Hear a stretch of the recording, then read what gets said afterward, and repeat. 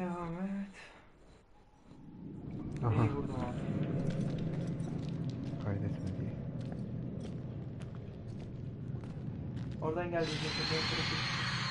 Oradan gelmedim yarra.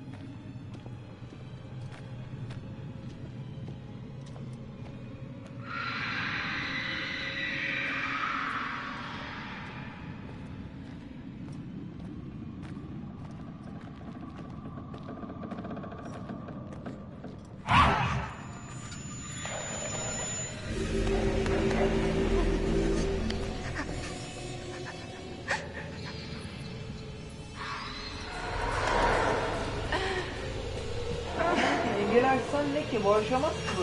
Ben anlamıyorum yani. Bu arada nasıl açacağım?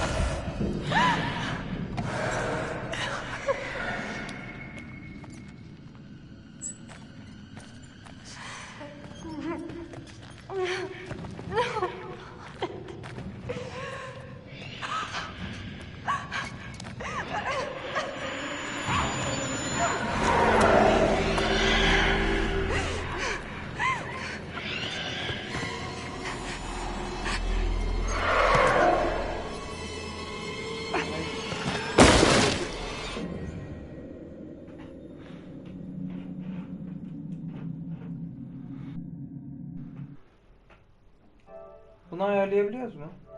Ya şimdi ayarlama, boş ver. Niye direkt gel? Ya gerek yok şimdi. Ya 30 dakika diyor ama. Ayarlasak.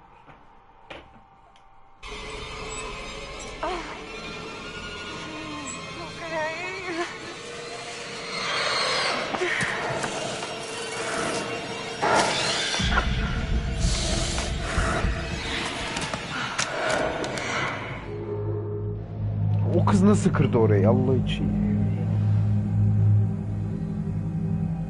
Zaten yorgun düşmüş. Bir tap düşmüş, ben dedim yapamaz.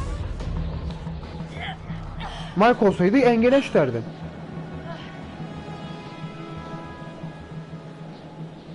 Tamam, göt görün.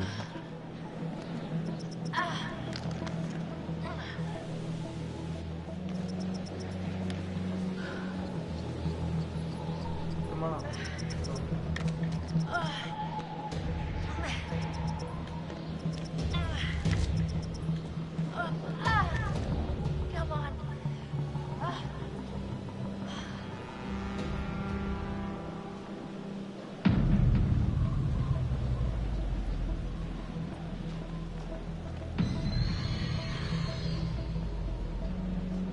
Şu ana kadar 2 kişi öldü.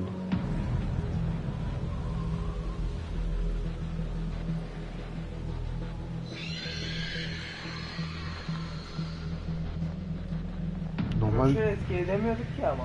Josh'a hiçbir şey yapamadık ki. Josh'a hiçbir şey yapamıyordum yani. Josh direkt öldü yani. Bir seçim de yoktu. Ya şey bizim mallığımızda ama. Diğer ikinin ama. Benim.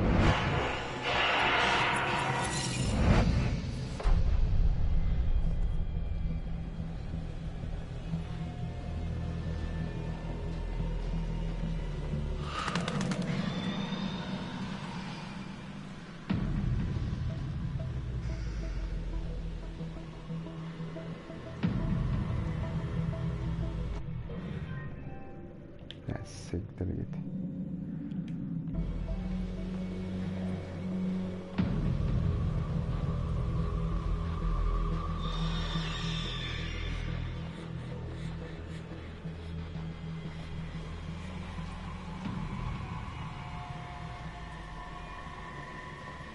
Suya girmek çok tehlikeli ama yani.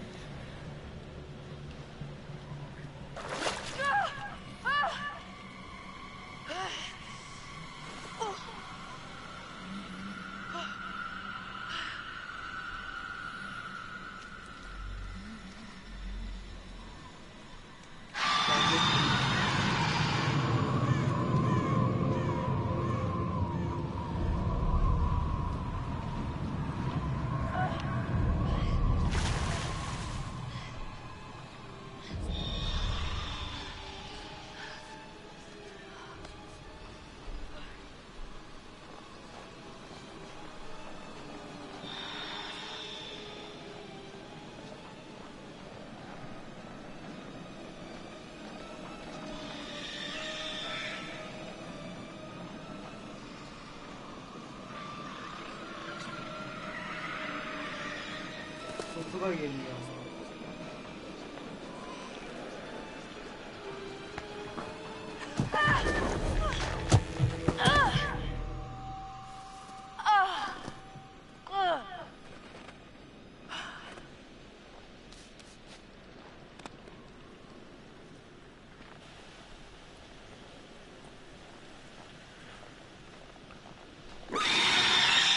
Yarraydık. Ne saklanabileceğim yer var.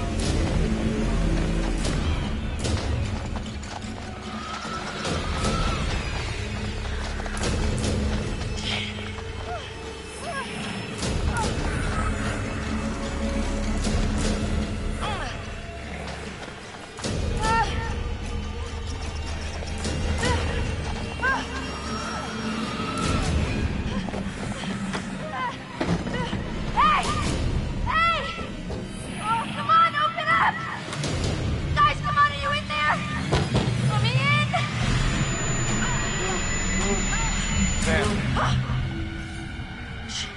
Mike. Oh, gosh. You look terrible. Gonna look worse if we stay out here. Come on. Ne olmuş lan buna?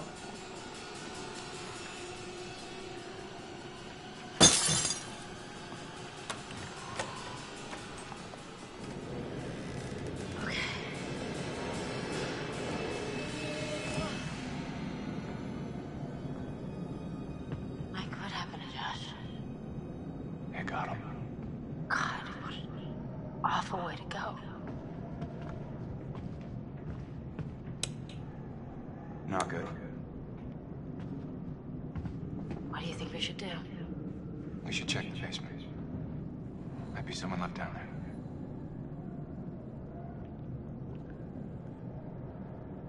Mike'a bir şey olmuş ya.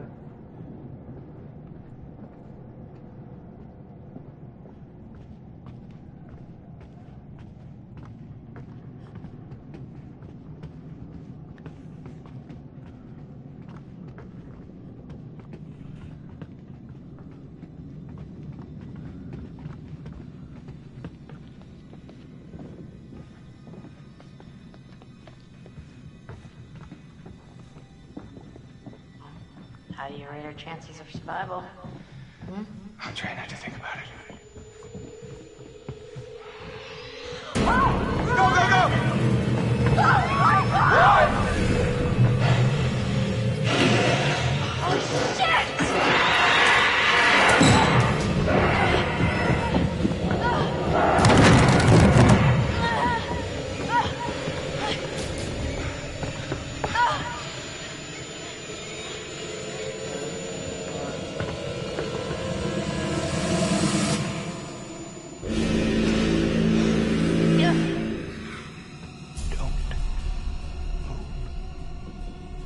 Don't fucking move a muscle.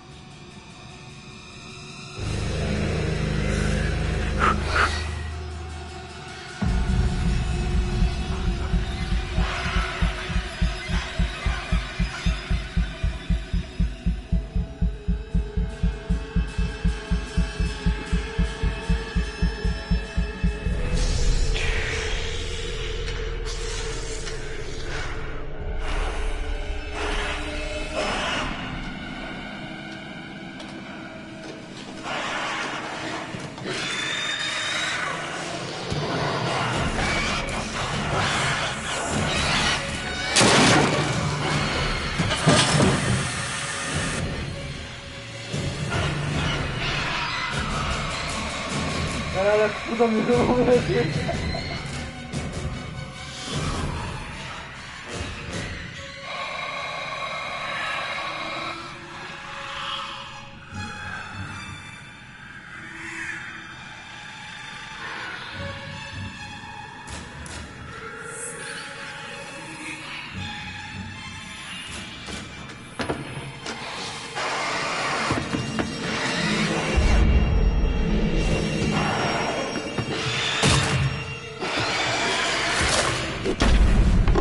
Nasıl ayırdı lan bu ikisini?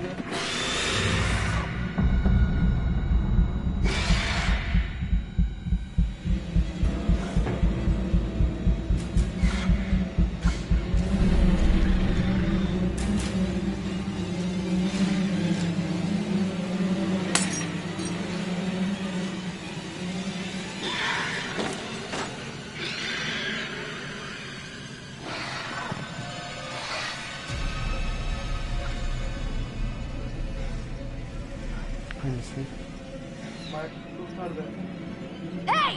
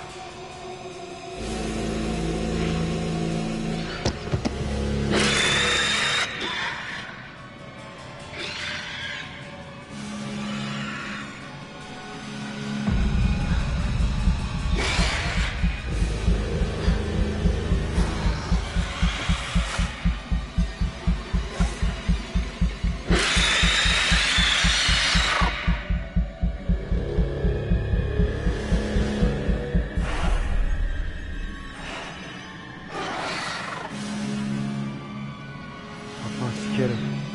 Saklanma daha iyi. Koşarsan gitmedi.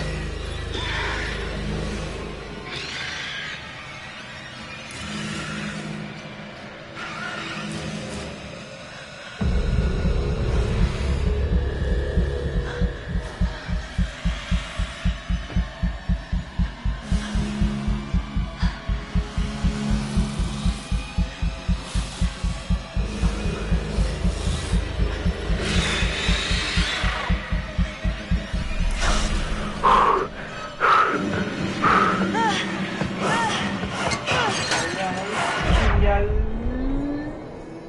Kurtardılar. Adamsın lan. Hepsi çıktı. Tamam.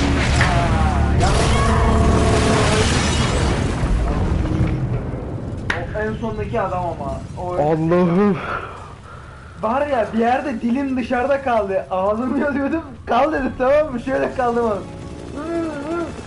We have visual. The main structure is completely destroyed. Over.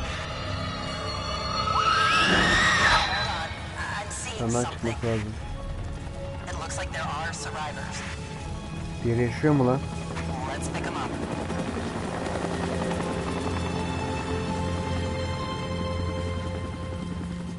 Diğeri çıkmadı.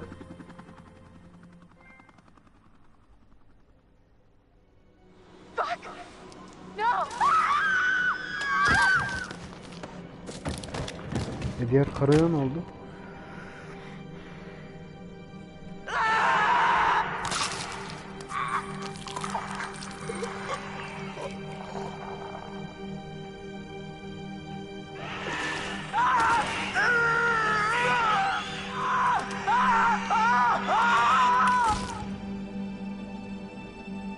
O kötü gitti ya. The old man, I don't know how to describe him. I mean, You said you thought he was stalking you at first. O yüzden Did eksik anyone mi else in your group think that? Bilmiyorum, bir eksiklik var ya sanki. well, yeah. Is it possible they could have killed him? What? No. No, you don't understand. You don't understand. Efendim? Efendim? O siz oynayın ya ben gelmiyorum. İyi tamam, sen belli yorulmuşsun zaten. İyi, iyi, hadi görüşürüz. Oyun bir yarım ya. Böyle eksik. He attacked. Hikayede bir şey eksik yani. He saved my life. And I watched him die. I heard Jessica. I don't know how or why she was down there, but I know I heard her.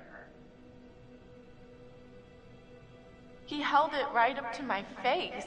Right here, right in front of my nose, and he could have shot me. He almost shot me, the prick. I mean, you go out with a guy for however long and you think you know him, but man, this one really takes the cake. Bu çok orospu var ya o. Niye öldürmedik ki onu? I was carried and taken and What did you see? I don't know. I don't know. He was out of his fucking mind. He wanted to hurt us. Okay? And I thought he was the one who attacked Jess. I thought we were close. After after his sisters disappeared, he'd come and talk to me. He said I was the only one who understood him. I thought we had a connection. If you need someone to talk to, I'm fine. sometimes, after a traumatic experience, I said I'm fine. I stabbed him and I tried to get away, but I didn't know. I swear I didn't know. Didn't know? Who did you stab? Oh, I stabbed the maniac. I didn't know it was Josh, but then he was the psycho, and how was I supposed to know Josh had all this sauce and a gun and oh my god. About Matt, have you found him? no, not yet. Yeah, well, don't look too hard. Vámonos. You don't sound very concerned. Fucker left me to die. He said he was my boyfriend, but then he basically murdered me. Would you give a shit? Your friend Ashley, she told her she tried to help you. She said she heard you calling out. Not me. Mike. What do you remember? He came for me. He did. Came for you? Where is he? Did he make it? You need to listen to me. I don't care if you believe me or not. Doesn't matter because you will. You need to go down to the mines. What's in the mine, Sam? I've seen what's down there, and I'd give anything to unsee it.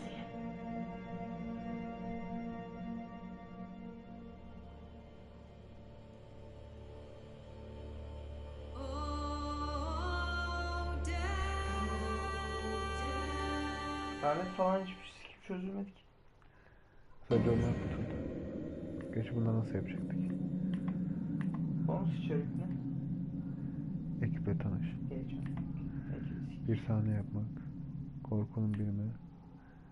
Binlerce sayfa. Müzik.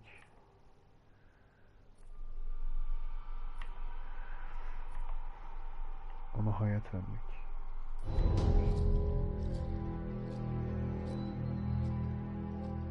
Just move over there. Go on, move.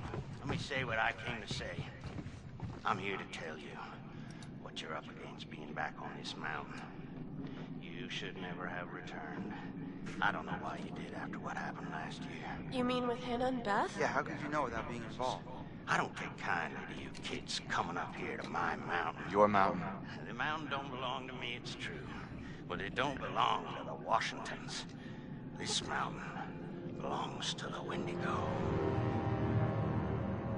Hi, this is Lee Robinson, production designer at Supermassive Games.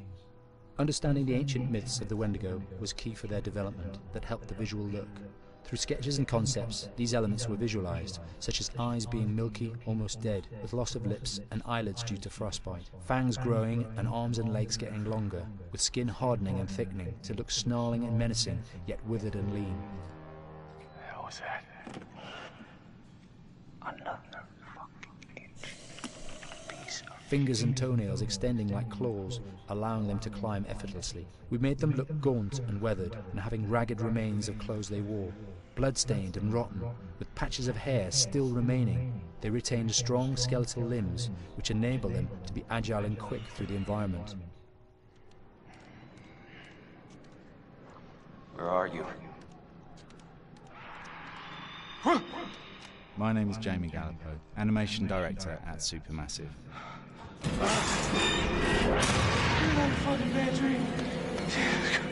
The overall direction on the creature was to be very strong.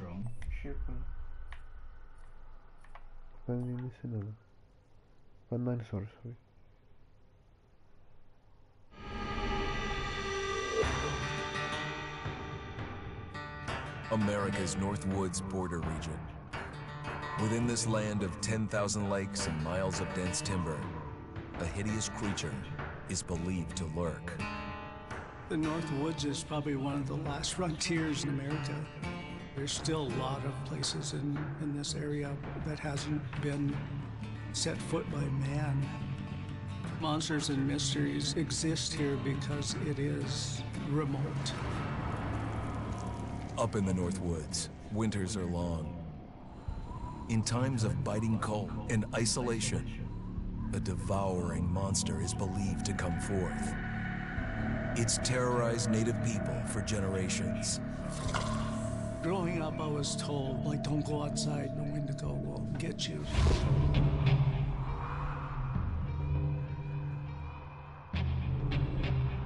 Among the traditions of the northern Algonquin tribes is the Wendigo, a monster that can seize hold of a person to carry out its hunger for human flesh. Many Native Americans fear even talking about this Wendigo, and even the mention of the name will let the Wendigo find out where you are, and it will open you up to be possessed by this Wendigo.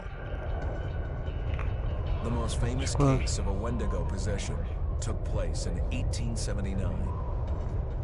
In the deep woods outside of Edmonton, Alberta. Swift Runner, a Cree Indian, was a trapper and a guide. He had left town the previous autumn with his wife, 6 children, and his mother. But when Swift Runner returned in spring, he was alone. Swift Runner came into a nearby village telling this heartbreaking tale. I had to watch them starve to death. Of his family being killed by starvation, and that he was the only survivor. My whole family gone. It wasn't hard to understand a family falling victim to a brutal winter. To even not. Yet something was suspicious about Swift Runner. He was a strapping man, and he came into town weighing over 200 pounds. It didn't look like somebody who had just weathered a terrible winter. He wasn't malnourished, didn't look like he was starving. He looked healthier than ever. After a few nights, it became clear that something was wrong. He started having night terrors, screaming in his sleep. I am the Wendigo! Villagers alerted the police.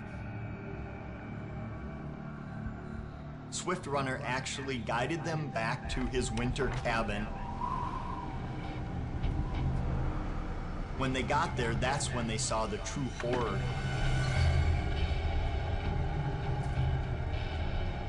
Human skulls were scattered around, many bones, some of which had been snapped in half, and the marrow inside had been drained. They had never seen anything like it. Swift Runner had killed his entire family, shooting them, hitting them with an axe, strangling, and then eating most of their bodies.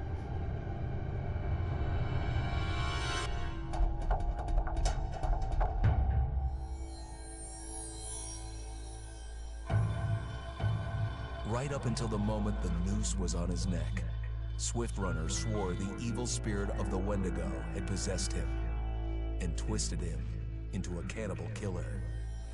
When he was on the gallows, Swift Runner himself said, "I am no longer a man."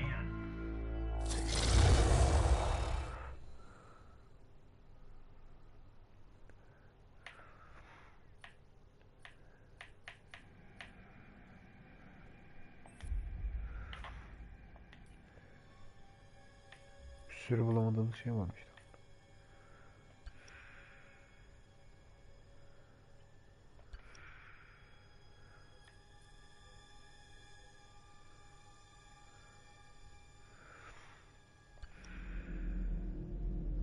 Totem de bulamamışız.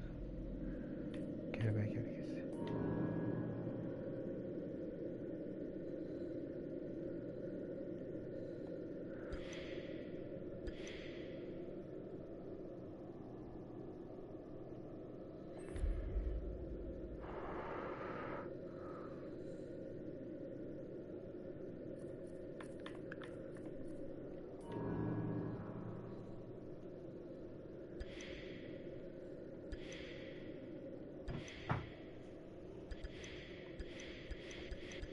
Söylemeden bitiyor mu acaba?